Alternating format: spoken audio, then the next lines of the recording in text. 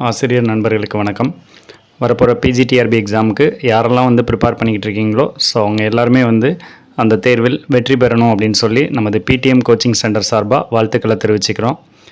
அதே மாதிரி இந்த டிஆர்பி எக்ஸாமில் என்ன மாதிரியான கொஸ்டின்ஸ்லாம் எதிர்பார்க்கலாம் அப்படின்னு சொல்லிட்டு மோஸ்ட் எக்ஸ்பெக்டட் கொஸ்டின்ஸ் அப்படின்னு சொல்லி ஒவ்வொரு யூனிட்டுக்குமே நம்ம ஒன் பை ஒன்னாக போட்டுட்ருக்கோம். ஸோ இந்த கொஸ்டின்ஸ் எல்லாமே தனியாக நோட் பண்ணி வச்சுக்கோங்க. கண்டிப்பாக உங்களுக்கு யூஸ்ஃபுல்லாக இருக்கும். இதே கொஸ்டின்ஸ் ரிப்பீட் ஆகலாம். அதே மாதிரி 1 or 2 கொஸ்டின்ஸ் இதை பேஸ் பண்ண மாதிரி கேட்கலாம். ஓகேங்களா? ஸோ அதனால் ஒவ்வொரு ப்ராப்ளமுமே இம்பார்ட்டன்ட் தான். ஸோ ஒவ்வொரு ப்ராப்ளமும் பார்த்தீங்கன்னா ஒவ்வொரு டைப்பில் இருக்க மாதிரி தான் இருக்கும். ஸோ நீங்கள் நிறைய மெத்தட்ஸை தெரிஞ்சுக்க முடியும். அதே மாதிரி ஏதாவது ஷார்ட்கட்ஸு அதுவுமே நம்ம யூஸ் பண்ணியிருப்போம். ஸோ அதெல்லாம் தனியாக ஒரு நோட்டில் என்ட்ரி பண்ணி வச்சுக்கோங்க.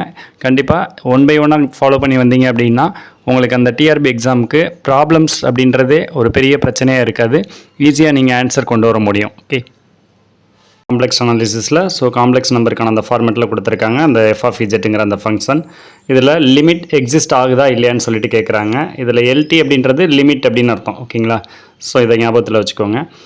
இப்போ இதில் லிமிட் நம்ம செக் பண்ணோம் அப்படின்னா எந்த பாயிண்ட் வச்சு செக் பண்ணணும் அப்படின்னு பார்த்தீங்கன்னா இஜெட் டென்ஸ் டு 0, அதாவது இஜெட்டுக்கு பதிலாக 0ன்றதை கொடுக்கணும். ஏன் நம்ம இந்த 0வை செலக்ட் பண்ணுறோம் அப்படின்னு பார்த்தீங்கன்னா எந்த ஒரு ஃபங்க்ஷன் எடுத்தாலுமே, ஃபார் எக்ஸாம்பிள் இப்போ f of z is equal to 1/z எடுத்துக்கிறேன்.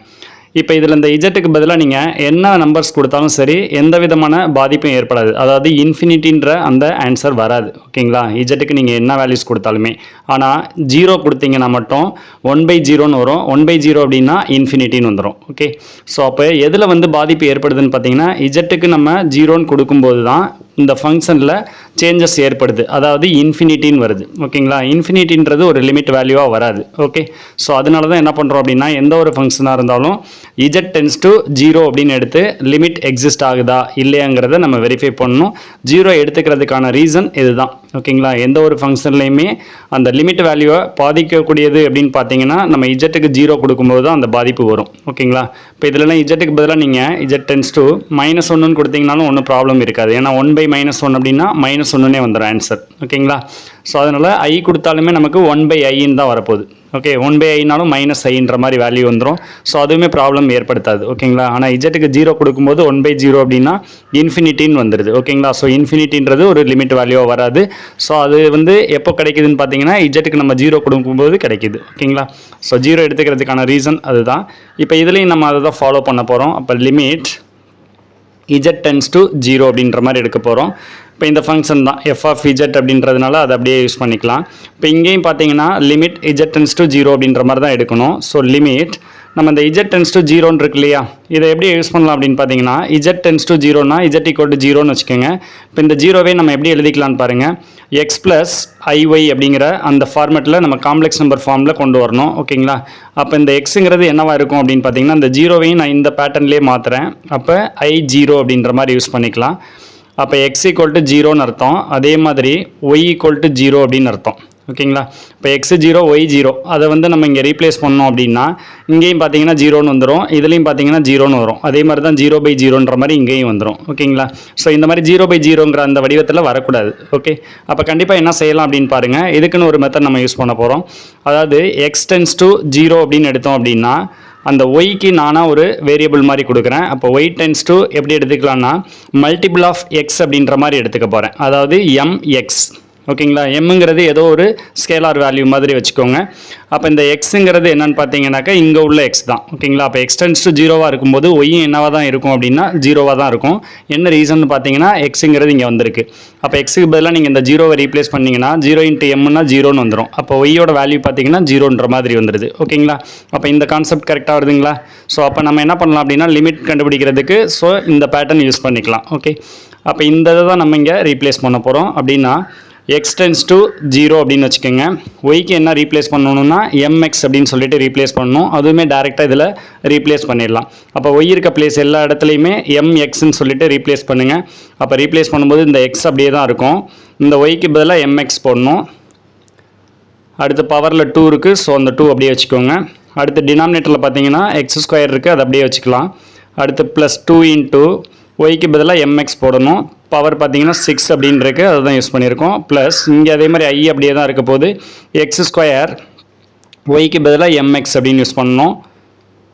அடுத்து டினாமினேட்டரில் பார்த்தீங்கன்னா x⁻6ன்னு இருக்குது, அதுவும் அப்படியே வச்சுக்கலாம். ஒய் ஸ்கொயர்னு இருக்கா ப்ளஸ் ஒய் ஸ்கொயர் அப்படின்னா ஒய்க்கு பதிலாக எம்எக்ஸ் அப்படின்னு போடணும். ஸோ ஹோல் ஸ்கொயர் அப்படின்னு இருக்கும். இப்போ இதுலேயுமே நம்ம இன்னும் கொஞ்சம் சிம்பிளிஃபை பண்ணிக்கலாம். லிமிட் எக்ஸ் டென்ஸ் டு 0 அப்படின்னு வரும். இதில் பார்த்தீங்கன்னா எக்ஸ் இங்கே 1 டைம் இருக்குது, இங்கே எக்ஸ் வந்து 2 டைம்ஸ் இருக்கும். அப்போ எக்ஸ் கியூப் அப்படின்ற மாதிரி வந்துடும். அதாவது எக்ஸ் கியூப் எம் ஸ்கொயர் அப்படின்னு வந்துடும். எம்முக்கு ஸ்கொயர் போடும்போது எம் ஸ்கொயர்னு வந்துடும். அதே மாதிரி டினாமினேட்டரில் பார்த்தீங்கன்னா எக்ஸ் ஸ்கொயர் இருக்குது.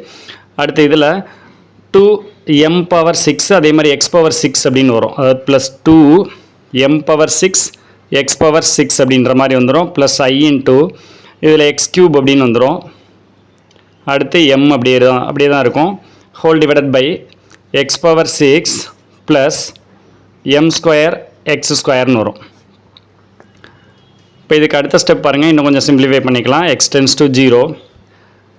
இதில் பார்த்தீங்கன்னா எக்ஸ் ஸ்கொயர் இருக்கா டினாமினேட்டரில், அப்போ இங்கேயும் வந்து ஒரு எக்ஸ் ஸ்கொயர் காமன் வெளில எடுத்துடலாம். ஸோ இந்த இதில் எக்ஸ் ஸ்கொயரோட நம்ம கேன்சல் பண்ணிடலாம். அப்போ எக்ஸ் ஸ்கொயரை மேலே இங்கேயும் கேன்சல் பண்ணிட்டீங்கன்னா இங்கே வந்து ஒரு எக்ஸ் இருக்கும், அடுத்து எம் ஸ்கொயர் அப்படியே தான் இருக்கும்.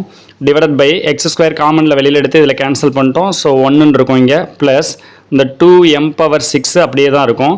நம்ம எக்ஸ் ஸ்கொயர் வெளியில் எடுத்துட்டோம், மிச்சம் பார்த்தீங்கன்னா எக்ஸ் பவர் 4 இருக்கும். ப்ளஸ் ஐ அப்படியே தான் இருக்க போகுது. அதே மாதிரி தான் இதுலேயும் எக்ஸ் ஸ்கொயர் இருக்குங்களா.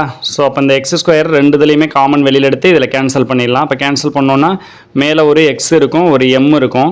ஹோல் டிவைடட் பை இங்கே ஒரு எக்ஸ் ஸ்கொயர் வெளியில் எடுத்துட்டோம், எக்ஸ் பவர் 4 இருக்கும். அடுத்து ப்ளஸ் எம் ஸ்கொயர் அப்படியே தான் இருக்கும். ஸோ இந்த எக்ஸ் ஸ்கொயர் நம்ம வெளியில் எடுத்து கேன்சல் பண்ணிட்டோம் இதோட. ஸோ இந்த மாதிரி பேட்டர்னில் வந்துடுது. ஓகேங்களா. இனிமேல் சிம்பிளிஃபை பண்ண முடியாது. இப்போ என்ன ரீப்ளேஸ் பண்ணலான்னு பாருங்கள். எக்ஸுக்கு பதிலாக 0ன்னு ரீப்ளேஸ் பண்ணுங்கள். எங்கெல்லாம் எக்ஸ் இருக்கோ அங்கெல்லாம் 0 போட்டுடலாம். அப்போ 0 யூஸ் பண்ணோம் அப்படின்னா இந்த லிமிட் இனிமேல் யூஸ் பண்ணணும்னு அவசியம் இல்லை. ஏன்னா எக்ஸுக்கு பதிலாக நம்ம 0 அப்ளை பண்ண போகிறோம். அப்போ இந்த இடத்துல போடும்போது என்ன ஆகுன்னு பாருங்கள், 0ன்னு வந்துருமா. அப்போ 0 இன்ட்டு எம் ஸ்கொயர் அப்படின்ற மாதிரி வந்துடும். 0 இன்ட்டு எம் ஸ்கொயர் அப்படின்னு வந்துடும். டிவைடர்லையும் பார்த்தீங்கன்னா 1 ப்ளஸ் இங்கே எக்ஸுக்கு பதிலாக நம்ம 0 கொடுக்கும்போது இந்த டேர்ம் ஃபுல்லாகவே என்ன ஆகிடும், 0ன்னு வந்துடும்.